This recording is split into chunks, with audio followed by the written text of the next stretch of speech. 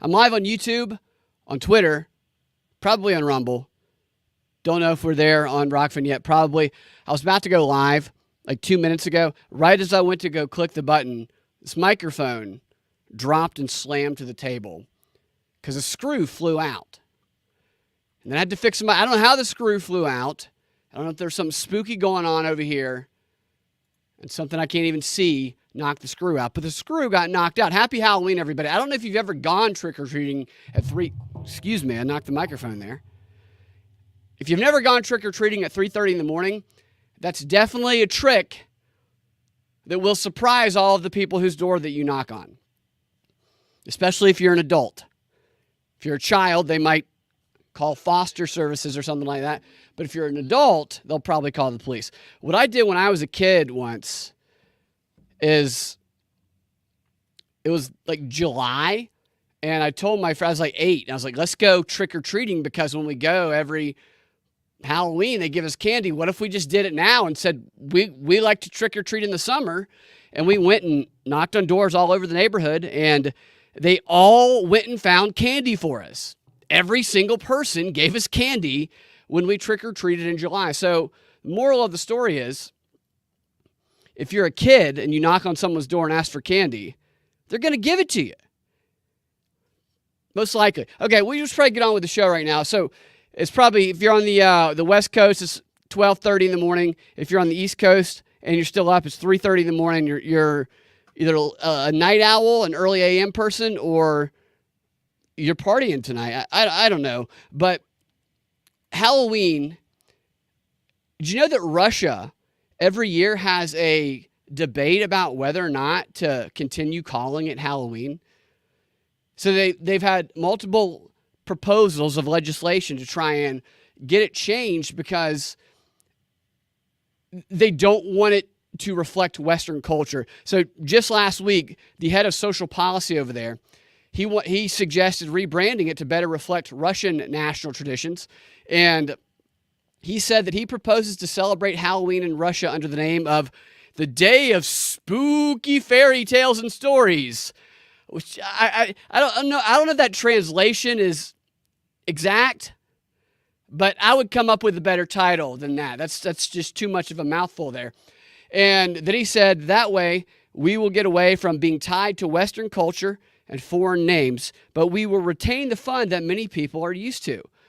And then he went on to say that as an element of pro-Western, or he said he proposes to celebrate Halloween under the new name because as an element of pro-Western propaganda, that it reflects whatever culture we're trying to pass with. I don't know what we're trying to propagandize Russians with Halloween. Are we trying to normalize hot chicks dressing slutty and drinking a little too much on Halloween? Is that what they're afraid of over there? I think it probably already happens. But whatever, Russia, do whatever you want. What if that's what set off World War III? What if Russia finally said, we are no longer calling it Halloween. It will be the Day of Spooky Fairy Tales and Stories. And that is the Franz Ferdinand right there. And Biden's like, don't change the name of Halloween, and just blast some nukes over there because that's what set them off. Maybe, if you can see the image behind me, by the way, this is Kamala Harris and Joe Biden celebrating a romantic Halloween at Camp Crystal Lake. I'll step aside so those watching can see it. Every year, these two sneak away to Camp Crystal Lake, and they have a little rendezvous. So here's what we're going to talk about today. I need to get into the show. I like Halloween personally, but, I'm probably too old to be celebrating. I'm definitely too old to be trick-or-treating anymore. I know that. Definitely know that. So today we're going to talk about, if I can find my notes correctly. Okay, here we go. All right. I'm going to do my clean intro for the podcast, so I apologize for those watching live. I got to do the clean intro here. Here we go. Oh, before I do that, my dog Edmund, it's his birthday today. Happy birthday to the bestest dog that there is. He's over there sleeping on the couch. You're a good boy, buddy. You've been very loyal and a great boy. Halloween dog. He was the runt of 9, and he is a very enthusiastic pupper. So I very much appreciate him on this Halloween. And now we're going to talk today about your car. If you have a smart car, I don't know if you drive a smart car, but if you're driving a smart car, your car is watching you bone. I know it's weird. It sounds very weird, but it's true. Your car might be a peeping Tom on wheels if it's smart enough anyway, because as it turns out, while all your other smart devices are also spying on you, none of them are as big of a creep as your pervert car is, because according to a Mozilla Foundation study, they conducted a data privacy assessment on 25 major automakers, their car tech in these automakers, and they found that cars are the worst category of products for privacy, which is a little bit surprising for people. You know, you're worried about your webcam, it's your car that is actually getting all the data and spying on you. And these are newer cars, obviously. Computers on wheels, really. Like everything's a computer now. Our phones are just computers that we talk into. Now our cars are computers that we drive. If you have a newer car, and I guess that you also talk to, because you can use your car as a phone as well. But you can also have sex in front of your car, apparently, according to this story. Here's a little bit about the study.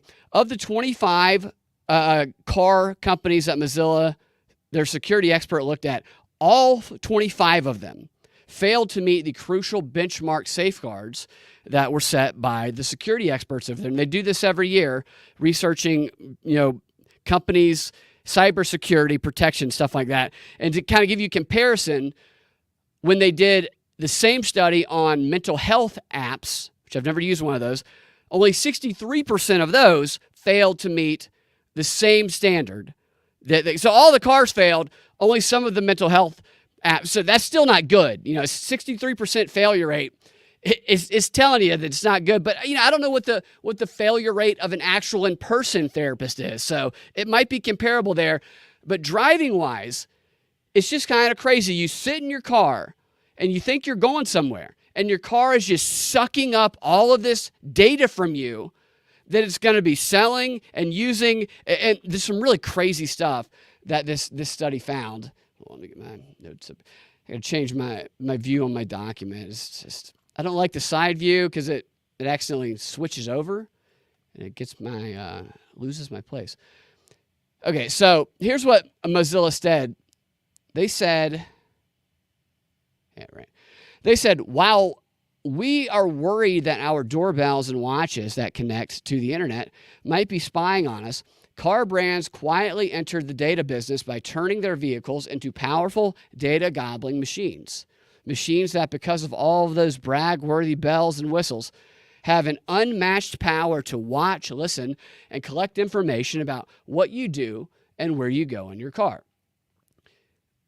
And these cars, apparently they learn about us based on how we interact with them, based on all of our connected devices. We plug our phone in to charge it, whatever else, and based on the apps. Some of these cars come with apps pre-installed. TikTok is pre-installed on a lot. I mean, Chinese TikTok is already on some people's cars when they buy them new.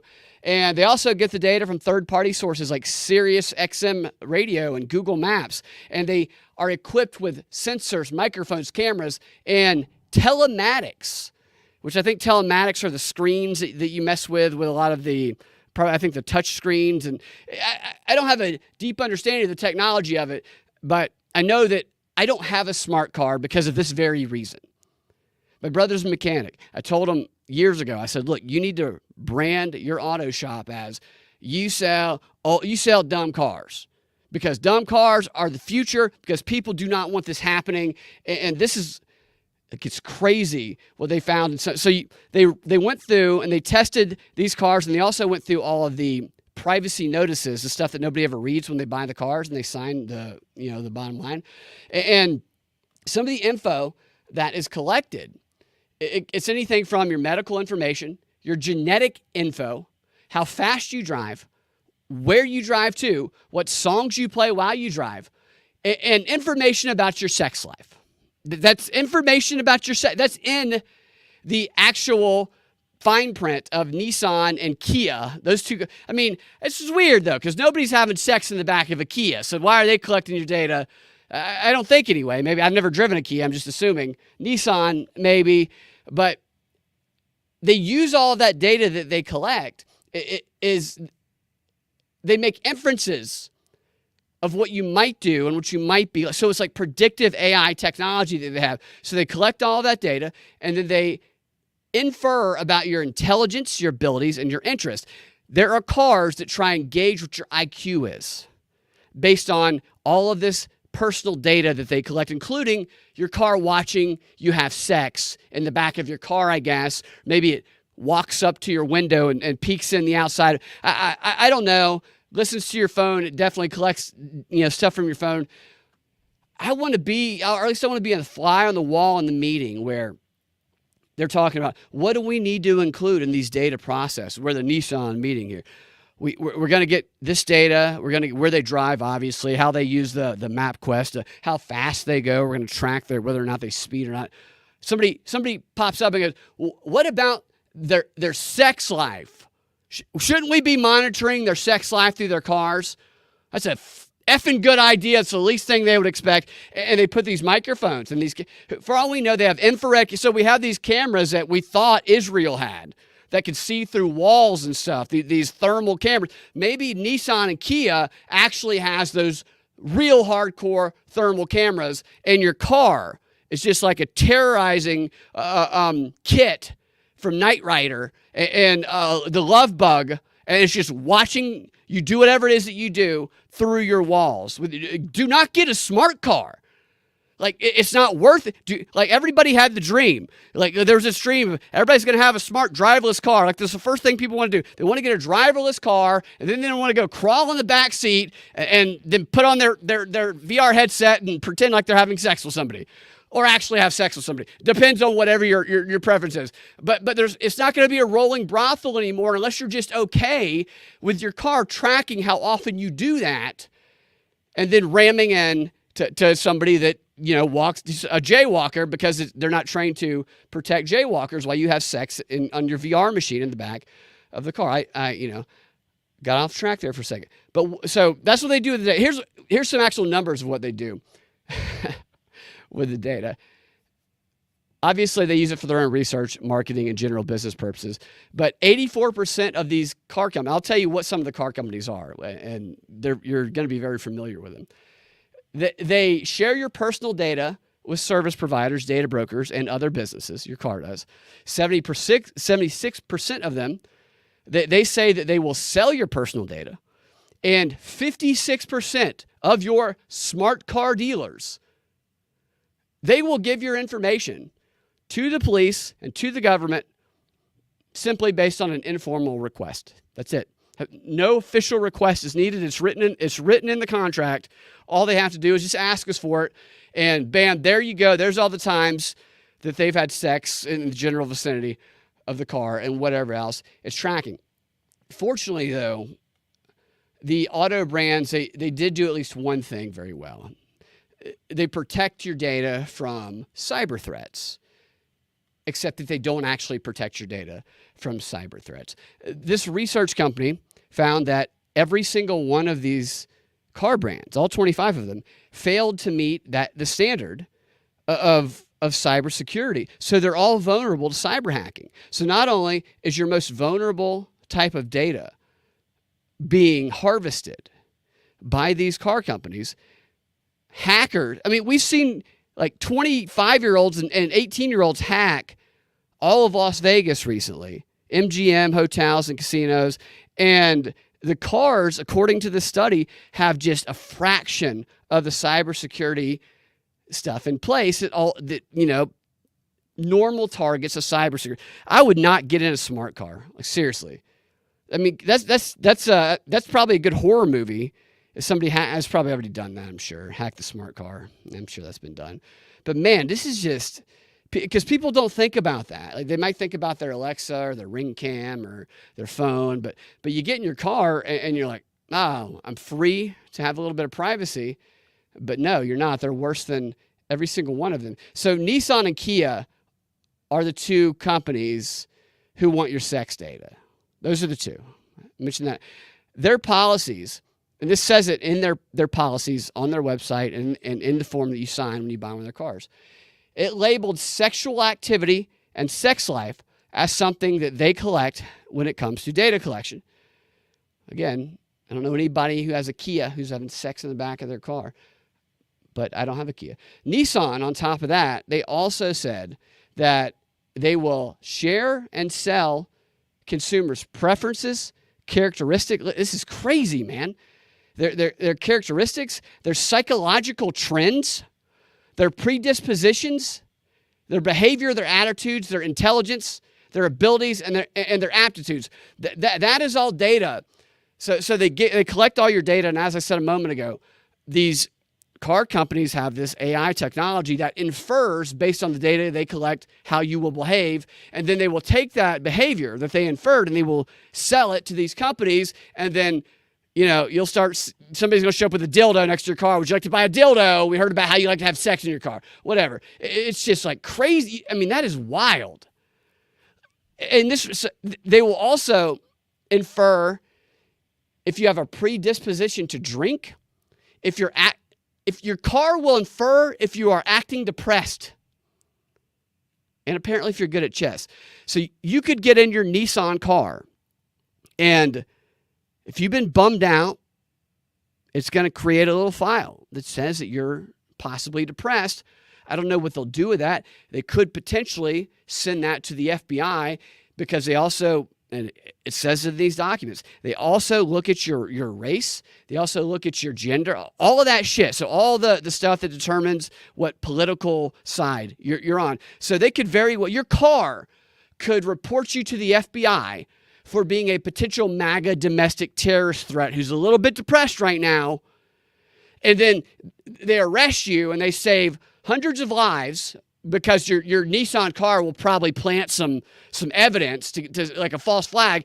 And then the Nissan flag is all, not the flag, but the Nissan car is the good guy with the gun for the left because it did predictive policing and it stopped you. That's just fucking crazy. Shit, man. I drive a really old car. I mean, this is why I drive an old car. Like this shit is why I drive an old car. I see some of the comments down here.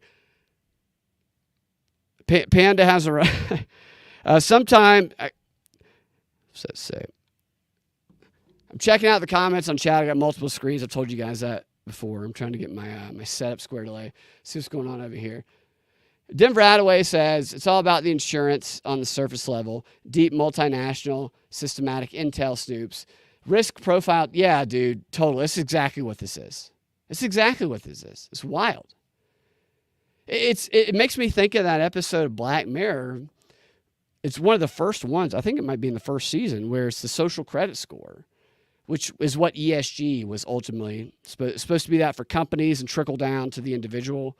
And they still have that in place.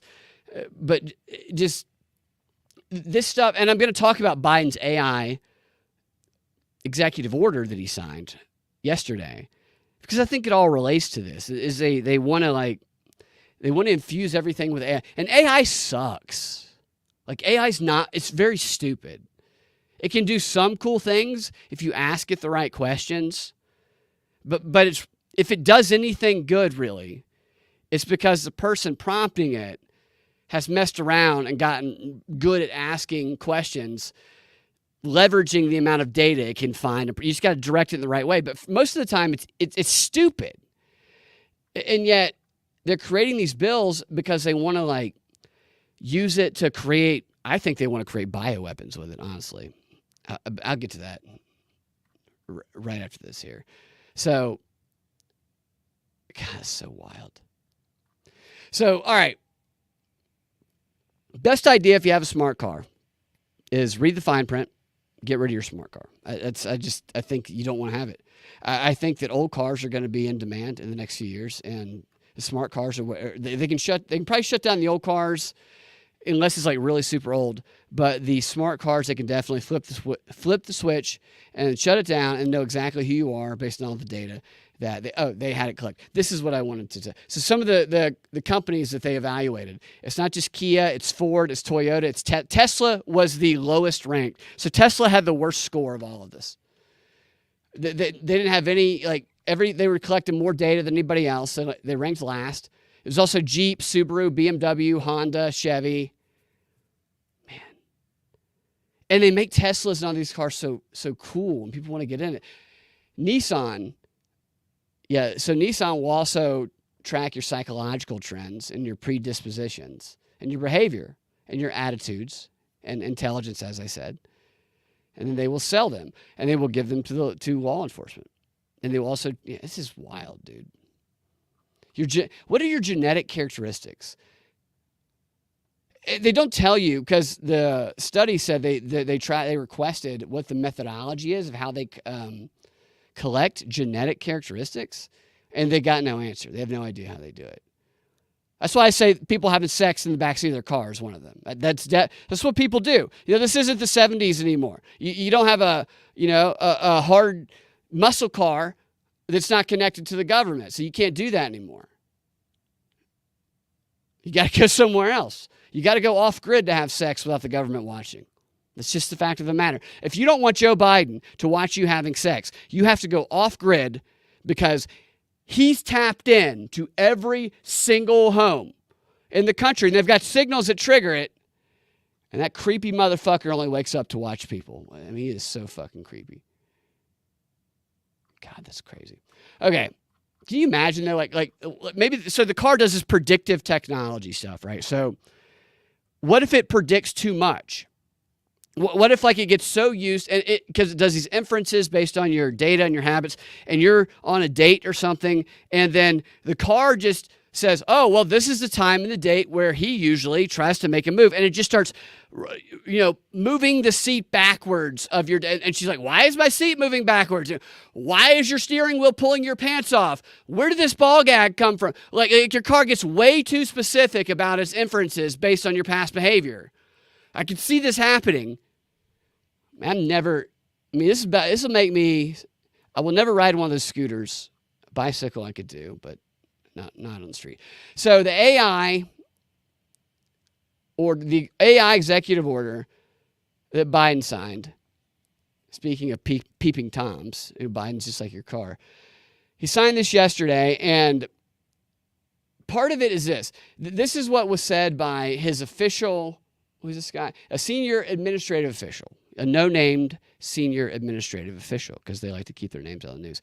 He said President Biden believes that we have an obligation to harness the power of AI for good while protecting people from its potentially profound risk. This is what President Biden is doing for us. He has looked at the landscape. He's taken a break from watching people screw in their cars, and he's like, I'm worried about AI. Obviously, because I'm watching this, and I need to make sure it doesn't hurt. I have a hard time believing that a guy who spends more time, trying to plunge us into World War III or protect his son and him from financial influence evidence of the Biden crime, I don't believe that he's ever doing anything for the good of humanity. They should never use that. It's just so disingenuous when they say, oh, he wants to do anything. He doesn't want to do fucking anything for good. He doesn't even know what's going on. It just pisses me off when they say, the president wants to do this for the good. He doesn't fucking know what is happening. Ben Buchanan, who is a White House senior advisor for AI. What a title is that? What do you do? Well, I'm the White House senior advisor for AI. Okay. He said that probably some of the order's most significant actions are setting standards for AI safety, security, and trust. And then require that companies notify us of large-scale AI development and that they share the test of those systematic systems in accordance with those standards before it goes out to the public. So what they're trying to do is they're trying to capture innovation. They're just like fucking China. They're trying to put something out there that says, if you start to develop a technology that we can weaponize, you need to let us know, or we'll take it away from you. And it might be cool to you, but it's a weapon of war for us. This is exactly what they're talking about. They want to cut off the potential for people to use AI for whatever they want. And yeah. So it needs eyes and ears on humanity to track a singularity, says Denver. Yeah, absolutely. I mean, it's like crazy how monitored we are, but sometimes how not monitored it seems like we are, because we see stories of the shooter the other day. How long was it? It took him like 3 days to find that guy. A lot of people probably, there's a lot, that story's a little weird, definitely. I do think people can escape if they want them to escape, and if they're not focused on them all the time. I think you can subvert the technology a little bit, but I have a hard time believing that they can't find people. That's what I have a hard time believing. There are cameras everywhere. It's just to say that someone the Las Vegas shooter, where did that motherfucker, what happened to that dude? What crock of shit? Everything in Las Vegas is monitored. But of course, I don't even want to get into Israel and Gaza. How do they get across? You get $380 billion a year specifically for your border security, and people parachute in. How do we subvert the $380 billion? Well, parachutes shut all the fucking tech down, all of it. Cameras don't work when it's just so stupid. It's all bullshit. These people I fucking hate these people. Okay, I shouldn't say I hate what they do. They lie. They fucking lie all the time. I'm doing a show tomorrow evening where I'm going through, because that made me think of it, and I don't want to get into it right now, so I'm going to tease it, where I'm going to go through it. So there's a book called Propaganda Techniques in World War, written by Harold Laswell in 1927. And I've read this book probably 5 times. And it's like the best book for he analyzes the propaganda techniques that coerced a number of countries into World War I when they were not going to go into it. And it was the first, because technology had advanced to a point where communication could spread around the world better than so the world was smaller than it ever had been before. And so they used that to make propaganda kind of the biggest arm of that war. And he just diagnoses the techniques that worked and didn't. This is like an elitist with all those other guys. And man, when you read this book and then you parallel it to what's going on, he's got like pages and pages about using religion to just get people jacked up and non-thinking and ready to kill. It's like, it's crazy. It's a 100-year-old book, and you could diagnose everything going on right now with it. That's what I'm going to be doing tomorrow. It's too much to do this early in the morning. So I'll get back to what I was talking about. Denver says, shut the tech down and ground every helicopter. Man, it's like I think about that sometimes. The technology is how we're controlled. It's also how we find stuff. It's also how we connect to each other. It's something that they unleashed and then they have scaled back. They've tried to wrangle in. And I think on a personal level, I think that taking breaks from technology is like the best thing. I think we should all do that. We should all take breaks on it. Kids, Steve Jobs did not let his kids use iPads and iPhones because he knew how addictive they were.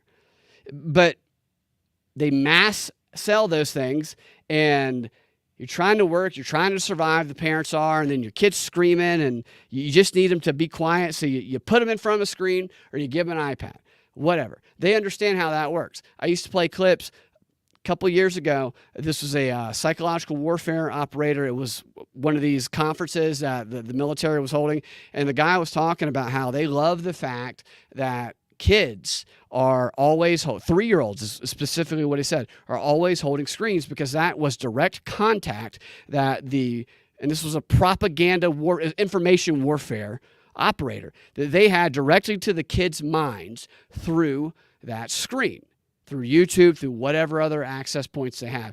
That is a point of contact. And this is what Edward Bernays always talked about, is everything that you see. It's all about information points of contact. So it could be the writing on a bathroom wall in your favorite dive bar. You might think some chick was like, hey, for a good time, call 555, blow, whatever. But that was probably like an FBI agent trying to see who calls that number so they can set somebody up for some sort of false flag later. Everything is a point of contact when it comes to information. Billboards on the side of buses, billboards just in the sky, fortune fucking cookies. If I were propagandist, I would just fill fortune cookies with propaganda instead of just general note.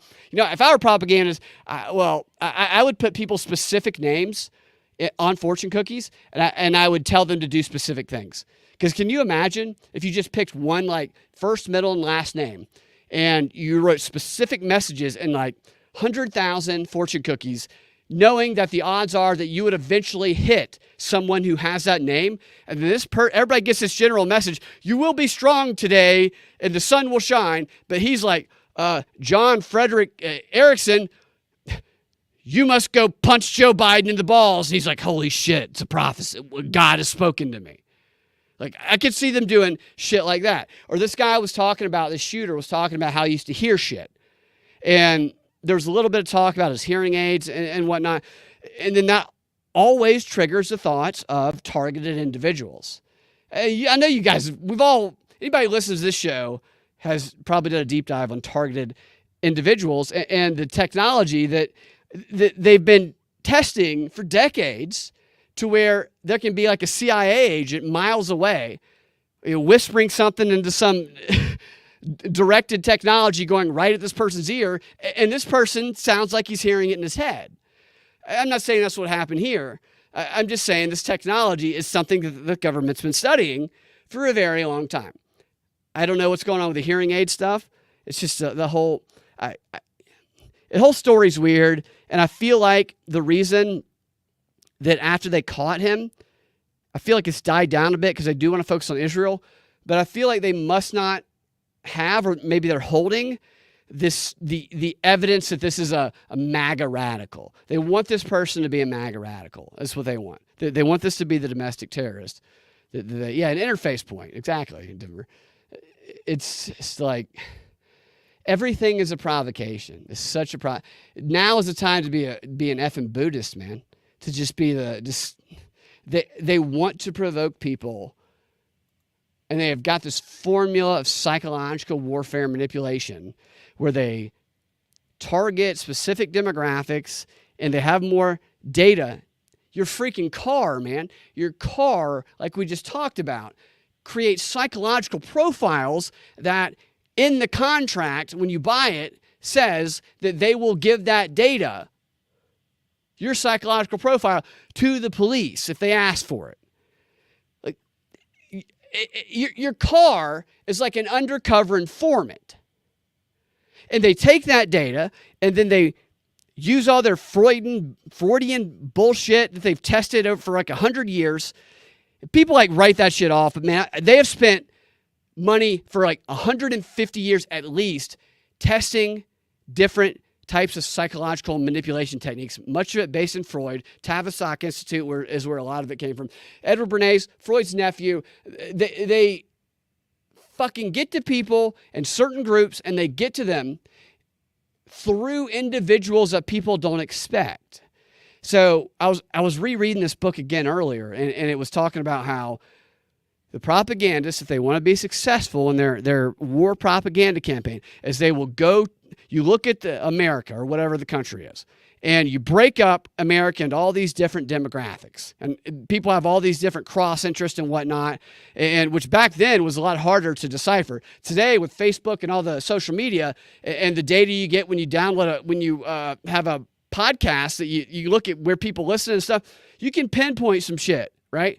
And so they just look at that data, and then they say, who is going to be the most influential person to this group of people right here that they are least likely to question if this person tells them something? Is it Joe Rogan? Is it their preacher? Is it their mom? Who is it that can exercise influence over them? And then they go to that person, and if they think that person is going to go along with it, then maybe they'll just say, hey, let's fuck with these motherfuckers. Or they will send somebody who they think will influence that person. It's a whole, ideally, they want people to be true believers at every level. The less people you can have actively manipulating people, the less likely it is that it's going to fall apart. Because if they truly believe some bullshit, then they will fight hard for it. And so they look for that chain of who's the most influential person to the influential person, to the group of people, to whoever, all the way down. And then they convince people that they know how to see propaganda. It looks like Hillary Clinton, or it looks like the person you would never believe. They never say propaganda looks like the person you would never question, because that's what propaganda really looks like. That's where it comes from. Yes, it comes from those other people, but not to you. It's for the other people. That's for. It's the people you don't question. They use that fucking tribalism and use that religious shit. He talks so much about the religious shit where Laswell, he just writes like, yeah, I'm going to give you a quote right now. I'm going to tease tomorrow because it's just too relevant right now and it's on my mind. So I got to tell it to you. Hold on, let me open my document. I know I'm all over the place right now, so I do apologize for that. But this stuff gets you going, man. I'm worried. I don't know if you guys are. I think something's going to happen. I mean, something kind of did happen here with the shooting. I think they're trying to pop shit off. I think it's time to get water. I think it's time to really get your storable foods. I know that's a thing that's like, I would always talk about that, but not necessarily get as much as I needed. I'm getting all my shit now. Like, this is seriously some shit. I think that America is targeted to be knocked back. I don't think we're going to win this war, to be honest with you. I think it's been designed for us to lose it for a long time. I think that's been part of the Great Reset every single time. Denver says, we are hammered with branding.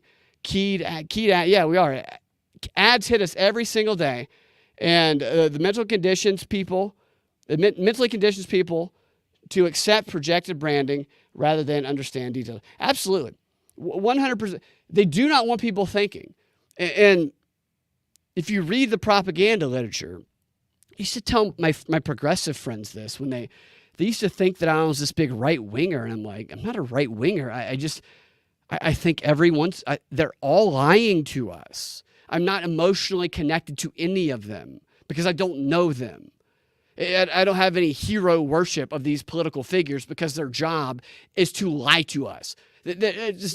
Like, to trust a political figure, like, without just, earning your trust beyond any measure that's ever happened in history. Ron Paul, level. I mean, even beyond that, you should never trust anyone. You should be skeptical of the people you have an instinct to trust in politics, because those are the ones who are going to fuck you, because that's their fucking job. The Tuskegee experiment, like, that is like what I'd go back to with people. The Tuskegee experiment, where they did not inject people with syphilis. What they did with the Tuskegee experiment is they went and found, so they advertised for free screening, and they were going to give free health care to people who came in, and they brought all these people in. They went to a poor part, I think it was Alabama, and all these people came in this poor community, and what they were doing was looking for people with syphilis. So they weren't going to inject them with it. They were looking for people with syphilis so that they didn't have to. Now, once they took the project to Guatemala, where they didn't have to follow the Constitution and care about people's rights, they did inject people with syphilis and every other fucking thing they could think. They injected diseases into children's eyeballs. It's the most awful thing. Our government is still being sued as of 2022 for billions of dollars by the relatives of the people they fucked over in Guatemala. It's the craziest shit you've ever heard. And we just, they're apologizing? What the fuck has changed? Well, we're sorry. Did anything change? It was Johns Hopkins University. Johns Hopkins University is the same fucking university that was propagating all the fucking COVID bullshit. And so when you tell people that, and I did over and over again, you're racist because you're trying to get black people to not take the vaccine, so you want them to die. I'm like, no, I want them to live is what I want. I'm just telling them the fucking history of why they shouldn't trust you motherfuckers, because you've done nothing to fucking earn it. And the Tuskegee experiment, the way they would manipulate these black people, and they did it for 40 fucking years. 45. So they found this group, and the doctor, I showed these documents from the doctors.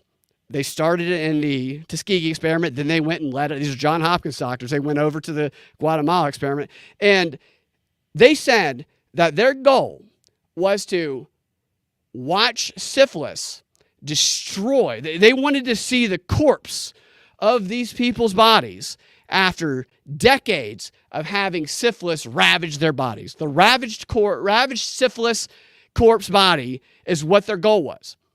And in order to do that, they had to convince them that they were the only doctor they should ever see.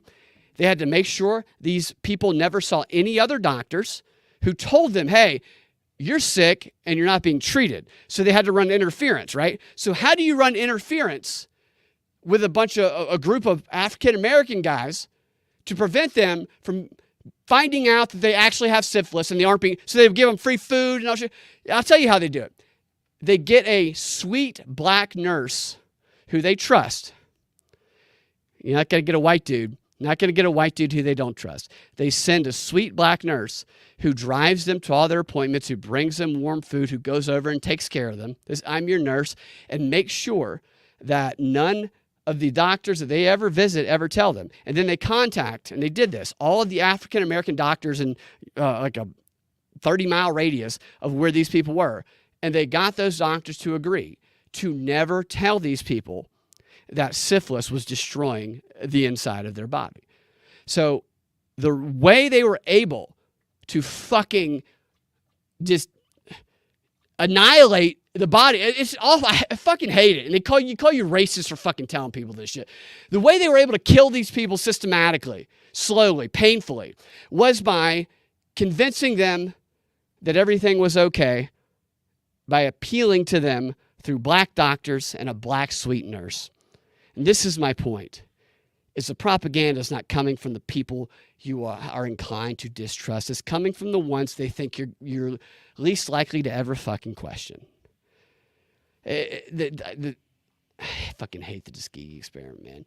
And the audacity of them to tell you you're fucking racist for telling people that. You're fucking racist for telling me. Well, go fuck yourself. Go fuck yourself, dude. They made all these videos, too, during the pandemic, where they were like, they brought these Tuskegee Airmen, and I think Biden was intentionally like calling the Tuskegee Airmen and the Tuskegee. They wanted to transfer the valor of the Tuskegee Airmen to the term Tuskegee because everybody had a negative feeling when they heard Tuskegee. So they did this campaign where Biden kept saying Tuskegee a lot, the black Tuskegee Airmen. And like, thank God they were in the air. Otherwise, the government would have been making sure they had syphilis and never treating them. I mean, fuck these motherfuckers. That was not even close to what I'm fucking talking about. That's what, I mean, it's unbelievable. But with this tribal warfare, it's important to not be after being emotional for like 15 minutes. I'm like, it's important to not be emotional. Right. And it's not easy. It is not easy to not be emotional. Their whole thing is to get you upset and to direct your anger towards someone that they have convinced you is the bad guy or the enemy. And I'm telling you, right now, I'm seeing this more than I've ever seen it in my life. It's like everything that I've read about. I've studied propaganda since I was in college, like for a long time. And all of these deception tactics they use, you see a lot of them, but I've never seen it so apparent as I have right. I mean, this is World War III propaganda. This is what they do leading up to wars. Yes, they propaganda us all the time, but leading up to a war, there's a little bit of a different way that they do it. And we're seeing that. And I see everybody who are the main voices agree, left and right, on the international narrative. The Ben Shapiros are agreeing with the Joe Bidens, right? And anybody who questions that, anybody who is logical at all, is branded bad or siding with terrorists simply for asking a question that any logical observer would say, I'm just trying to get an answer. They don't even want you to ask a question to certain things. And if you do, you are labeled, well, you must be supporting Hamas. No, nobody's supporting Hamas. It is, you can dislike both sides of all. Netanyahu is experimented on his public. And he admits he experimented on it. He injected them with vaccines forcefully. He forces women to be in the military. Okay? You can not like Hamas. You can think they're terrorists. And you can also not like Netanyahu. It's the fucking governments leading these fucking people, manipulating them and using them as pawns that are the bad people. But if you say that, the Ben Shapiros of the world will fucking just go off on you. And like I have friends who you can talk to them and they'll see, yeah, logically, I understand that. But then, you're away from them for a week and then they come back and they're just all, they're like, yeah, I'm joining the one side ready to fight this war. This is World War III. This is World War III, and it only works if we let them take us. That's the way it works. The propaganda, Laswell talks about this shit. He says the most important group in war propaganda are the people who are neutral, who do not want war, who it's difficult to get using religious and surface level propaganda. Those are the people who will most influence which way this goes, which means the type of propaganda we're seeing is targeting people like us. They want to scare us. Like it's just crazy. It's like the Ron Paul thing. The only time you see the Democrats and Republicans get together is when Ron Paul says something. Like they hate each other and then they'll both attack Ron Paul. It's that whole thing. But man, it's scary. It's like crazy right now. They have turned logical statements into something that you feel like you can only go whisper to your buddy when nobody else is around. Or you worry that you're going to get attacked, man. I mean, this religious aspect of it, I believe in God. I pray. I believe in God. I think obvious. I don't think that like somebody made us, but I don't know what religion is correct. Like, I don't know. I don't judge anybody's religion. I know there's books that say things that are, it's just all crazy to me that they're appealing to this religious aspect. And I think they're doing it because they have, Americans have a strong Christian faith. And how do you get all that weapons power from America? Well, of course you're going to get up there and say that this is the rapture. Of course you're going to get up there and say all of the shit that's in the Bible. Is it an unreasonable question to ask? Hey, maybe he's a false prophet. Maybe Netanyahu read the Bible or whoever got him there, and maybe they said, hey, we can get all these Christians in America to blindly go along with us if we pretend like all this shit is going on. Is that an unreasonable question? Because that's what evil does, is evil pretends to be good. And when we cease to be able to ask questions, then we are at the mercy of evil. It's unbelievable to me. It's not, you don't have to be on anybody's side. You can just say, fuck war altogether, get out of there. It's all divide and conquer bullshit. It's just bullshit, man. Man, Denver, I went off on that, didn't I? Just like, yeah. You said you lived in the propaganda and the freeing of being crushed underfoot of an institution, just going through. It's just so, it's difficult if the propaganda machine is working effectively and you're one of the few minority of people who pause to have questions about it. It's because people get angry at your questions and they get angry when you point things out. And I don't get, I've experienced this myself too. And once more information comes out, people are always jaded after wars. They're always jaded because the truth comes out after wars and people become disillusioned. They talk about this in all the propaganda books, in fact, they brag in these books. Bernays does, Laswell does, about how people were bamboozled. And after they were bamboozled, they wanted to study propaganda. That's what happened after World War I, is the country was neutral. In fact, they elected a president based on a slogan of, I don't remember exactly, but it was, I will keep you out of war, Woodrow Wilson. And that's why they elected him. Going to keep us out of war, they wanted to remain neutral.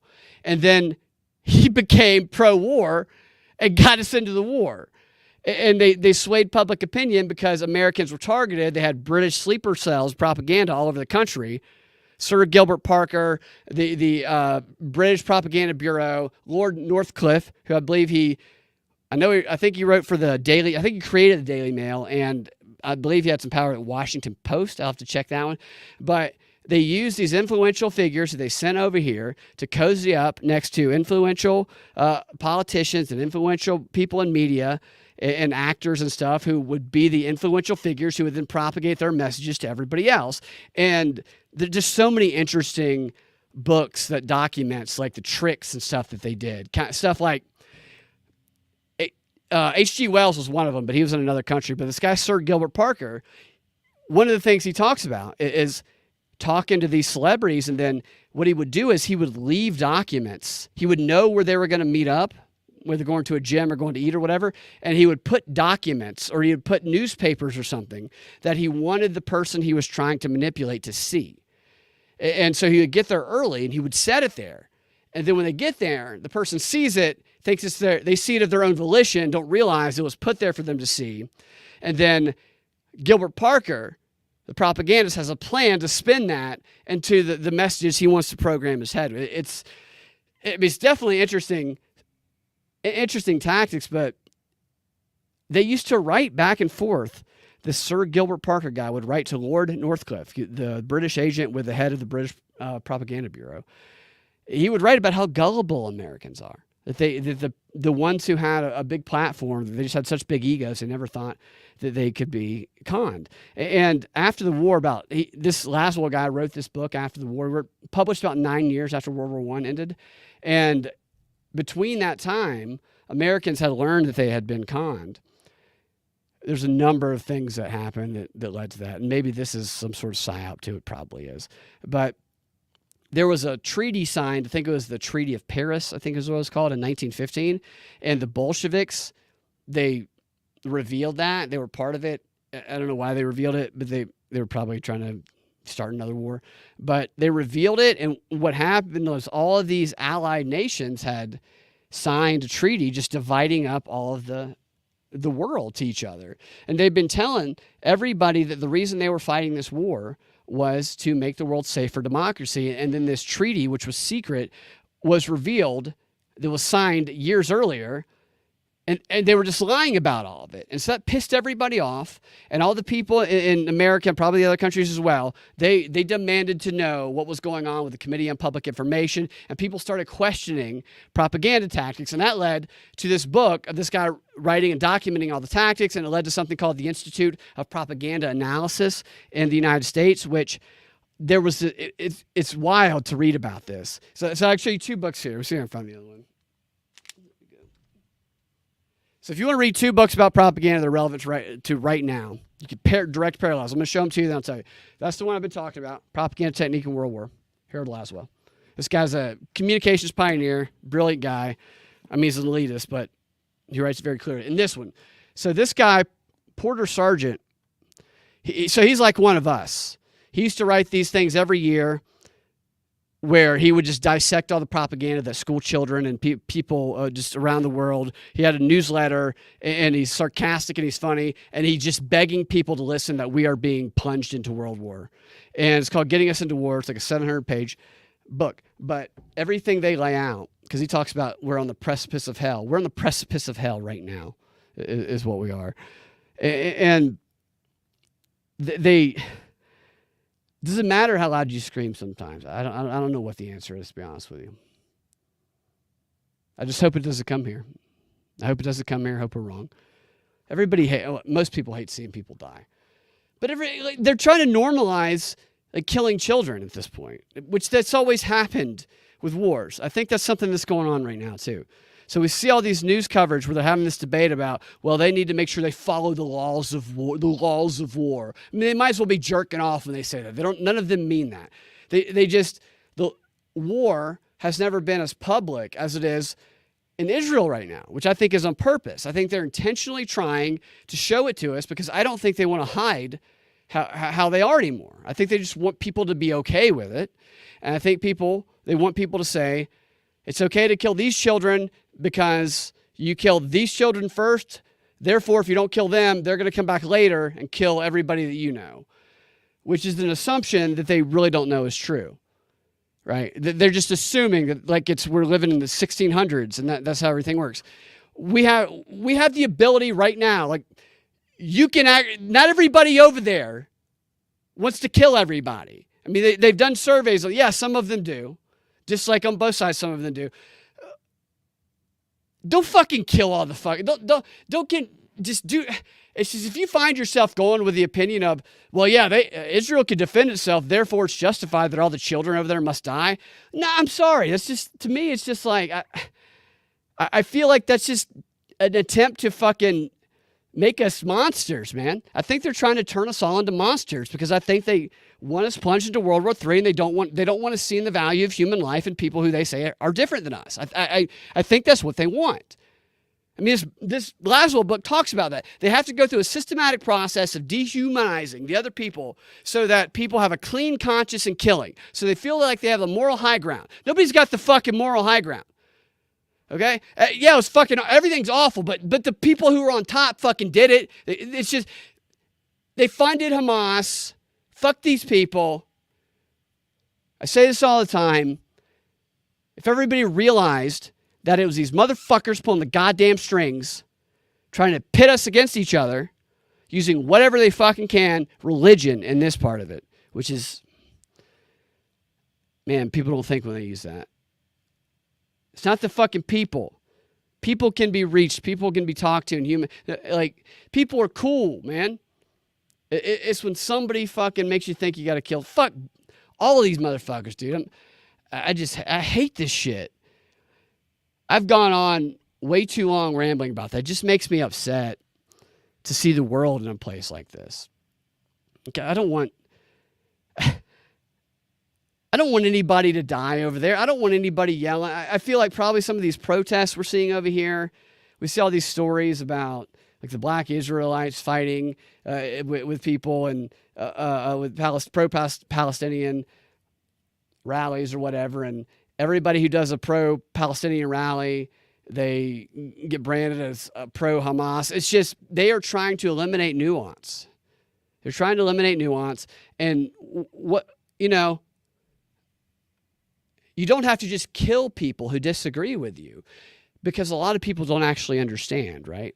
So you see a rally going on, and there's a bunch of young people cheering and celebrating for a rally, and then somebody goes on TV and says, look at all the pro-Hamas terrorists. And don't get me wrong. Fuck Hamas, okay? Fuck them. Fuck them. But just because there's some young people in New York City or something protesting because somebody in their improv group, their fucking acting group told them the history about they're being occupied and whatnot, and because on a whim, and they want to be part of something, they go and hold a sign and protest, that person should be killed? That's a fucking young person who don't know what the fuck is going on. This is why they get people in groups, is they don't want anybody to interview and say, hey, fucking think about this. Here's what's going on. So, no. The masses of people doing shit in the streets right now don't know what the fuck is going on. They have no fucking idea. Most of them are young. Most of them just want to be a part of something. And yet, people on both sides of this, like, well, kill them all. You don't kill them all. Talk to them. What the fuck? We all did fucking stupid shit when we were young. But who goes to you know why you go to a fucking protest if you're like 20 years old? Because you want to meet chicks, okay? That's why give me the fucking sign. You know what the fucking sign says, The sign could say, I like sucking dick, for whatever. You don't even look at it because you just want to meet chicks. And yet we frame these people as the worst of the worst on either side of all of this. People are losing their humanity. I think it may be time to fucking turn all the fucking internet and all this shit off. Like, if the internet were turned off for like a week, people wouldn't be so angry about all this. Now, the shit going on over there, I don't know what's going on over there. I have no idea.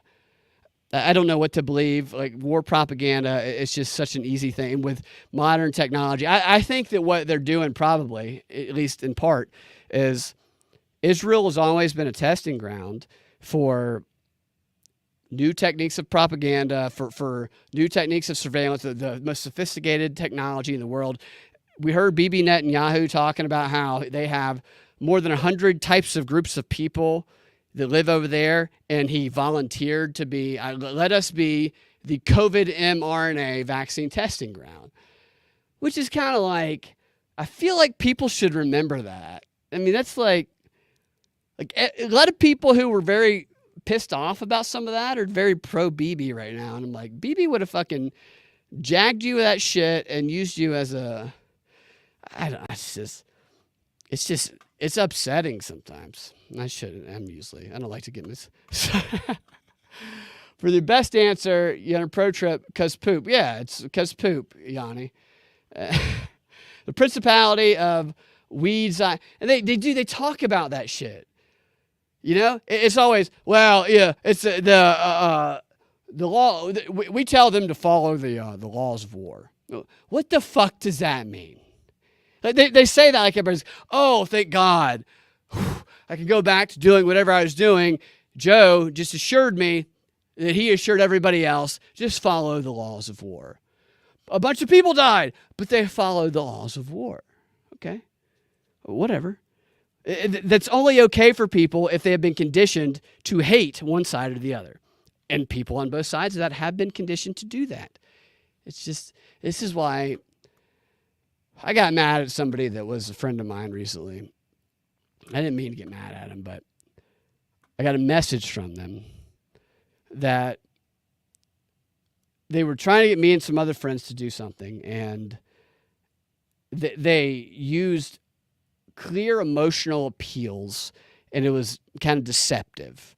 And it's because they didn't want to put up with us like asking what was going on.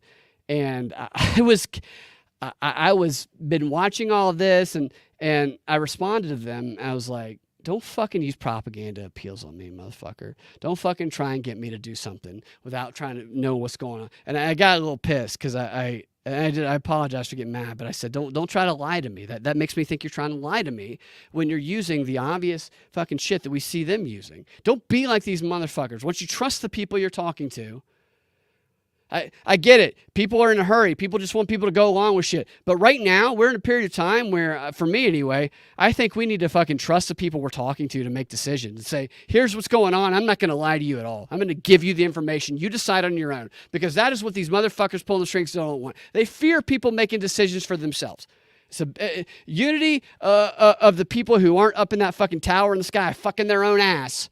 Just Netanyahu probably has like a 30-foot size dildo. So the Hamas leader, Klaus Schwab, all of them probably just fucked their own ass with giant bullet-sized 30-foot dildos. These people they think we're all stupid. And they think we can't think, and they use these fucking appeals, and they fold up on themselves, and they roll down fucking giant hills sucking their own dicks, and they get up and say, hey, we convinced the people. Like people who roll down hills sucking their own dicks are conning the world into fucking killing each other. We don't need to let these fucking self-dick suckers. God, I've gone way too far again tonight, I think. Happy Halloween. Oh my God. Well, it makes me angry. It makes me so angry. I hate it. Do you guys think we're going into World War III? Am I wrong on that? Am I wrong on that shit? I feel like we are. I hope we're not. I hope I'm wrong. I would love to be wrong about that. You can't even bring up Israel. Like, say the word Israel. Say the word Hamas. Well, no, nobody knows anything about it, you know? It's like everybody who's like yelling at each other about it, they don't know anybody who's ever been to Israel or has ever been to Gaza. They've never been. They're just like, they don't know shit about it. And they're spending their time screaming till their blood vessels burst about shit they don't know anything about because the people assigned to manipulate them have convinced them that they should hate one or the other. They're all fucking... I need to get that quote for you. So Yoni says what Zionists are doing to Arabs is the same thing British colonists did to our First Nation here on Turtle Island, America. Ethnic... It's... So these arguments here, I see all sides of these arguments. I do, and there's just no winning with any of them. Everybody has convinced themselves, regardless of where they are, whether you're in Gaza or whether you're in Israel, there's the appeal that has demonized and dehumanized the other side to the point of, yeah, we need to kill the other side's babies. It's okay. which is what they're trying to lead this shit to. And so the logic of all of this, the rational conversation of all of this has gone out the window for most of society. At least that's what they put on the news. I think the reason they kind of took both sides on the news on this in the beginning is because they wanted that to happen. They wanted to make it a clear divide where you can't fucking be with it. Nobody can talk to anybody about it. No rational conversation. It is not wrong to ask questions. And that's what gets me. I didn't know shit about Israel. I knew a little bit, but not a lot about Israel and Gaza when all this started. And early on in it, I realized asking a genuine question gets you yelled at. I'm like, why are you yelling at me? I'm just trying to understand. I'm not going to just blindly take your side, okay? If you want me to take your side, make an argument. But they want people taking sides. They want to fucking fight. And Denver says the hypothetical of operative one world government warning the populations to secure the future of digital technology and the infrastructure needed to, so with Ukraine, part of the thing was they wanted to destroy the infrastructure. I played a bunch of clips of Samantha Powers, the head of the USAID, who is wife to Cass Sunstein, who was Obama's propagandist.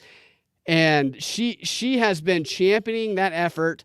And she said on MSNBC, it's been a blessing that we've been able to expedite the development of the DIA app because it's a silver lining, in this war of Ukraine, because the DIA app is the digital government in a state, which Ukraine is a pilot for, which they promised to be a pilot for, Zelensky did back in 2019. And somehow this war started, they then expedited that process. And she's going around saying, oh, sucks for the war, but at least we got this thing, and now we can export it to other countries in the world now that we got it. And that's just digital tracking of everything you do everywhere. And they wanted to destroy the Ukraine infrastructure because they wanted to build it back better as the model for the digital e-government around the world. That's what I think anyway. So I've been asking myself the question, what do they want to destroy? What do they want to rebuild Gaza for in terms of the digital stuff? Because that's what they're going to do. I mean, that's they wouldn't be demolishing all of that infrastructure for nothing and ignoring the question. Of course, nobody ever asked this question. Like, how is this weird? Please tell me if this is wrong. A logical person, I think, would ask this question. The Hamas leaders are in luxury apartments and hotels in Qatar. They're in Qatar, right down the street from U.S. military, information warfare, whatever. We have bases right down the street from them, and they're surrounded by these other people from other leaders from other countries. That's where they are, right?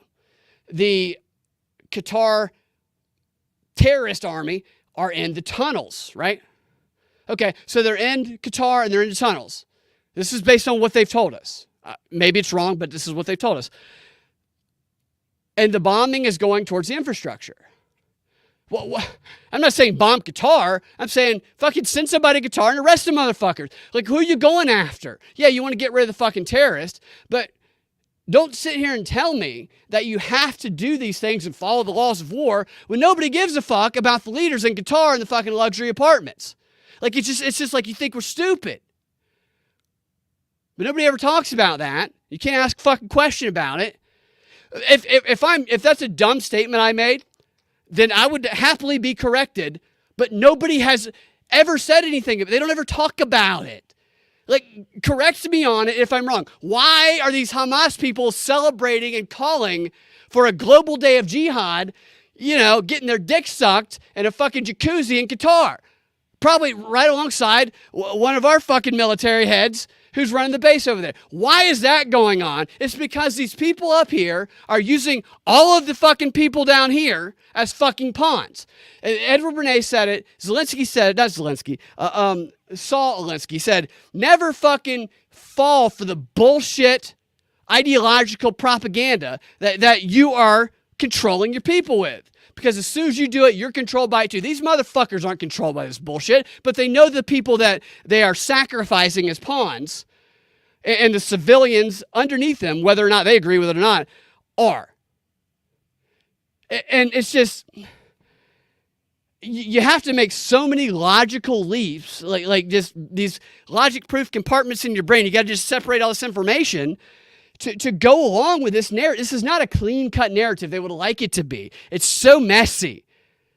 And there's so many parts of it that it's just, they ignore it. And obviously they ignore it. They don't want people to talk about this shit. It's fucking annoying. I hate them. Yanni says, give me some of that guitar, Becky Brown. Yeah, right. They're getting a lot of Qatar, Becky over there. It's just nations like Iraq and Ukraine getting destroyed. Right. It's, and you know what's going to happen in like 10 years or 5 years probably is a lot of people who survived both of these wars are going to be disillusioned. They're going to have gone through hell, seen people they cared about die, probably killed people, probably have nightmares about it. You know, people don't want to do that. Most people don't want to do that. You got to be compelled. The propaganda has to break your psychological resistance to wanting to kill other human beings. Laswell talks about that in the book, and it makes perfect sense. Yeah, there's people who do that in the world, but most people have empathy. Most people, if they met in other circumstances, would be totally cool. And there's definitely tons of Israelis and tons of Palestinians that if they met in other circumstances and had no idea what they were, they have other common interests and they would get along fantastically. That's definitely true. The thing that prevents any of that from happening is this ideological religious warfare that makes people just see one and one thing only, but not for the sake of their salvation, for the sake of those motherfuckers in Qatar. It's just, yeah, Yanni, that's, so last, I need to pull that quote up for you guys. I was going to save that, but I mean, I don't know if this helps anybody who's buying into it, but this is the same playbook that they've used for hundreds of years. There's one quote where he's like, you have to convince people that, Christians, he says, that they can follow Jesus and also kill. And you got to find the right people to communicate that message to them. This is 1927 that he wrote this. Hold on one second to find it. Let's find the Jesus. There it is. Jesus. And I'll say this. I said earlier, I pray. I have no idea how we got here or why. I found prayer to be helpful in many instances in my life. I don't criticize anybody for their religion until they start trying to use it to justify bad things, when you need to be asking questions in those situations. It's not evil to. All right, here it is. This is what it says. This is from a propaganda technique in World War. Here's what Laswell says. He says, all the specific means of conquering the evil are and should be glorified. The cult of battle requires that every form of common exertion, enlistment, food saving, munition making, killing the enemy, should have the blessing of all the holy sentiments. In Christian countries, precautions must be taken to calm the doubts of those who undertake to such a book as the Bible, let me read that again, sorry. In Christian countries, precautions must be taken to calm the doubts of those who undertake to give such a book as the Bible an inconvenient interpretation. So I thought that was really interesting. Make sure you don't let people interpret it the wrong way. And then he says, it is always expedient to circulate the arguments of the preachers and priests who are willing to explain how you can follow Jesus and kill your enemies. Like, that to me, that hit me in the gut when I read that again earlier today. Like, that just feels like why we have the Speaker of the House that we have. It is, there's many, many interpretations of the Bible. Let's make sure we get Bibi Netanyahu and we get whoever out here to let people know that this is it, baby. Jesus is coming back. Do you believe anybody who says that? So there's like this one congressperson. Yeah. Ben Shapiro, man. So Ben Shapiro, I've talked about him on the show a lot because with him, it's always been like, yeah, the guy will say relevant points domestically, but every time there's a chance to just have war, he just gets super, horny, and he'll propagandize anything. And people I know buy into him. I don't get it. Let's see. Got to spread through the good Lord's message. Yeah. Mike Johnson. I agree. I don't like Mike Johnson at all. I don't know who he is. I don't like this. So I don't know what y'all's religious background are, who or if you've been religious in your life, who are watching live right now. I've asked questions, but I've been spiritual at times. I've been less spiritual at others. I've always prayed. I do believe in a higher power, and I've prayed to God to help me in instances, and I feel like God has. That's what it's felt like.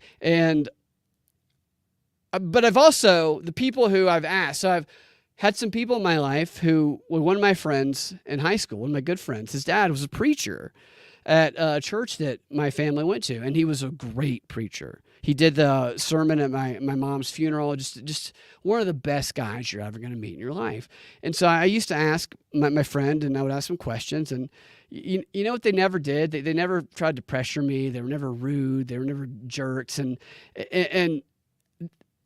I haven't spoken to them about this, but I'm fairly confident that they would not be okay with the narrative that's going on here. The people that I have known who have been truly religious have also been questioning.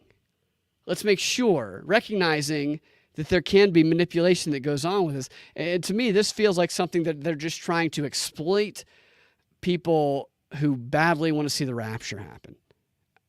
Ben Shapiro reminds me of an androgynous Pat. And he kind of does. Pat from SNL in Denver. Totally. So Yanni studied at a Benedictine monastery and Catholic seminary, training at really. Wow. So what are your thoughts on this, Yanni? Like, are you a religious person still? I don't know what. I don't know what's going on in the world. I've always kind of thought that it would be weird if people went to hell and they were good people, but they just made the wrong guess. That's what the logic brain in me says. Like I grew up in a Christian family, and I want to lean, and I believe in the morality of it, but I've always felt like I know people who weren't. I have Jewish friends. Really close friends of mine are Jewish. And I'm like, but there's different beliefs there. They shouldn't go somewhere else because they're great people. What about animal? It's just, I don't think we have a clue what happens in the afterlife. I don't think we have a clue what happens in the afterlife. Let's see. I got some comments over here. I didn't mean to ignore Rumble over here. Right, they should. They should scoop that guy up. That's what I'm saying. Rumble, I see the Panda is... I don't think... So as long as they're demanding hostage stuff, scoop up the guy from Qatar. Scoop him up. Spiritually, yes. Religious, no. So Yanni, who went to Catholic seminary, you're spiritual, but not religious. Is it because religious seems to lead to what we're seeing right now, where people can be kind of hardened, radicalized for war without question? I can't remember that guy's name who was one of the UFO. He's the guy who talks like this, a member of House of Congress. He goes on CNN all the time. He goes, ma'am, we're going to get to the bottom. I think he's from Tennessee. We're going to get to the bottom of the UFO thing. And he was interviewed by CNN the other day, and he was like, I'm one of those people who thinks Jesus is coming back and I'm on the side. Look, maybe, but doesn't that seem kind of weird that you got to kill all these people? It's just, I don't know. Maybe I'm stupid. Maybe I'm not religious enough I don't know. Religiosity is a form of propaganda in my opinion. Yeah, me too, Yanni. I've started to, that's really a tough conclusion to come to, you know, because you don't want to come to that. At least I've struggled with that, because you look at the history we've been taught and everything that we've been told is true since we were kids. And when you get older, you realize that most of that is bullshit, if not all of it, and that certain people write history. Hopefully you're learning the history that good people write, the people who want to project morals, but you really don't know what's true. If we fast forward 100 years from now, the kids who are in public schools are probably going to be learning about the great insurrection of January 6th, which is bullshit. I mean, I hope that's not what they're learning about, but if they are, then that's unfortunate, because they're not learning a true history of it. But it will probably be blown up. There'll probably be statues and, Adam Schiff, and the worst person on the planet, Adam Schiff, who had, the President Logan from 24, just immoralized. It's just, it makes you start to question everything you ever knew. And it's hard to question everything you learned in history as a kid and not question the religious aspect of it. Especially when you see other people believe different religions.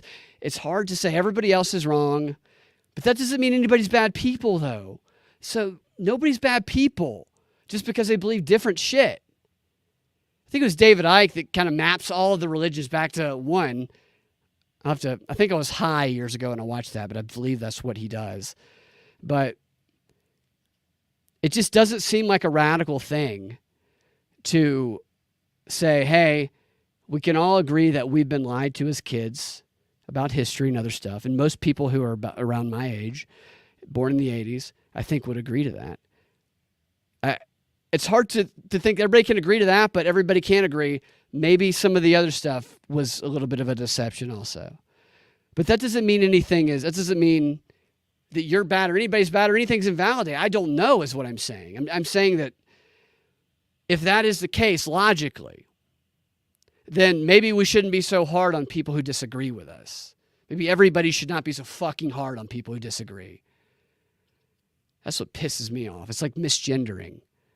I don't give a shit what gender you want to be. I don't fucking care. Just don't get mad at me if I make a mistake. You don't yell at me. That's when I get mad. And I think that's what they want. Is this getting offended is what enables them, and getting angry because people are different or they do something that you've been led to believe is wrong, is what enables them to control society, because everybody's just looking to be pissed off when somebody gets whoever or whatever they are wrong. Like, I think that it boils down to that shit. If everybody was just fucking cool, like, fuck, we all believe different shit, let's be cool to people, their whole fucking empire would collapse. Fuck them, dude. Denver says, Yanni, Aniwodi, Aniwodi, which is why I view what's happening with Israel as a trigger for something non-religious. I agree, too. I agree it's a trigger for something non-religious. Strategically tied to fulfilling a prophecy. That whole Bibi Netanyahu and the fulfilling of the prophecy thing, it blows my mind. I feel like they were like, let's roll the dice. That's what it feels like to me. I feel like they looked at it and they said, this is going to be a bold play, but let's go with the fill-in for prophet. Let's see who goes with it. Because maybe 10 years ago, if you roll the I am the prophecy card, people are going to go, I don't think so. But I feel like right now they said people are wild enough and divided enough and extreme enough right now to blindly, without question, say, this is the prophecy. The guy who forced his population to get COVID shots and openly admitted they were using the whole Israeli population as a testing ground for the mRNA vaccine is the guy who's letting us know that the prophecy is coming in. The same fucking war propaganda tactic they've been used for 100 fucking years. And so I should say this. The people of Israel are victims. They're victims to not only what happened when Hamas came in there, but also to their own government who's using them as pawns for their own war and whatever the hell else they want to call it, World War III, and shift the great power dynamics of the world. And America is set to be knocked back. I can't say this enough, and I need to follow it myself. Get all your shit. Get your water. Get your guns. Be cool to people, but be prepared. This has never been a better time to legit be prepared. All right, so I did it again. Good old Black and Snantaberry. Yanni says, Denver, that is why we have a peace pipe.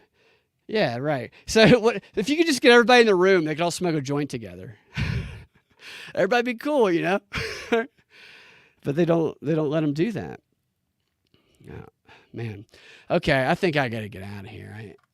I once again have, hey, thanks for hanging out in the chats, guys. I know I was doing a middle of the night thing because I'm going to be out tomorrow, but I just wanted to get something up. But I appreciate the conversation that you guys stimulated a lot of interesting thoughts for me. So I do appreciate that. And thank you for everybody who was commenting on Rumble. And I think I might have missed a lot of the YouTube chats, but I appreciate you guys hanging out and I love you guys. And I think we should, this is gay sounding, but I think we should try to demonstrate love as much as possible. It's so hard. It's so hard not to get mad. It's so hard when everything is trying to make you mad. It's tough. But people are people. Elites are fucking elites trying to con us. Fuck them, dude. Fuck them all. Happy Halloween, guys. We will talk to you next time. Yes. Thank you. Have a fantastic rest of your day. And